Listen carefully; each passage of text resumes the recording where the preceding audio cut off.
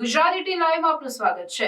ડભોઈથી કાયાવરોહણ અને કરજણને જોડતા રાજ્યધોરી માર્ગ છેલ્લા ઘણા સમયથી બિસ્માર થઈ ગયો હોય માર્ગ અને મકાન વિભાગ દ્વારા 22 કરોડના ખર્ચે મજબૂતીકરણ રીસર્ફેસિંગ કરવામાં આવશે, જેનું આજરોજ ધારાસભ્ય શૈલેષભાઈ મહેતાના વરદ હસ્તે ખાતમુહૂર્ત કરવામાં આવ્યું।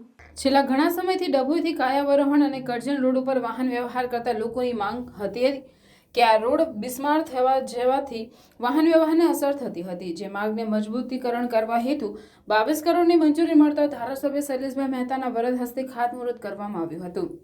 આ પ્રસંગે જિલ્લા પંચાયત ઉપપ્રમુખ વકીલ અશ્વિનભાઈ પટેલ, શશિકાંતભાઈ પટેલ, ભાવેશ પટેલ, નડા નગરપાલિકા પ્રમુખ બીરેન શાહ સહિત આગેવાનો અને નગરજનો ઉપસ્થિત રહ્યા હતા। તો આ પ્રસંગે ડભોઈ આરએનબી વિભાગ અધિકારી એડી જોશી સહિત અધિકારીઓ હાજર રહ્યા હતા।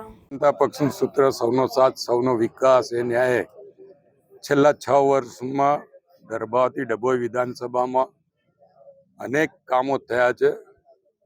આજે ડભોઈથી કાયાવરોહણ સુધીના રસ્તા જે 18 કિલોમીટરનો રસ્તો છે અને એની પર ભારે વાહનો ફરતા હોય, લોકોની અવરજવર હોય, આ રસ્તાની હાલત થોડી ખરાબ થઈ હોય, લોકોની લાગણીને માગણી હતી કે આ રસ્તો નવો બનાવવામાં આવે।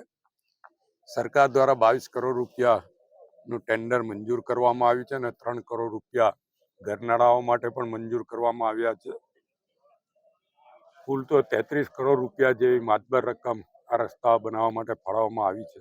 ત્યારે હું આજે અહીંયાનું ભૂમિપૂજન કરવામાં આવ્યું, સાથે સરકારનો આભાર પણ માનું છું। છેલ્લા 1 મહિનામાં આપ જોઈ શકો નાના મોટા કરીને 75 કરોડ કરતાં પણ વધુ રકમ સરકાર દ્વારા અહીંયા ડભોઈ વિધાનસભામાં ફાળવવામાં આવી છે। ગઈકાલે પણ 4 નાના રસ્તાઓ માટે 4 કરોડ રૂપિયા જેવી માતબર રકમ ફાળવવામાં આવી છે।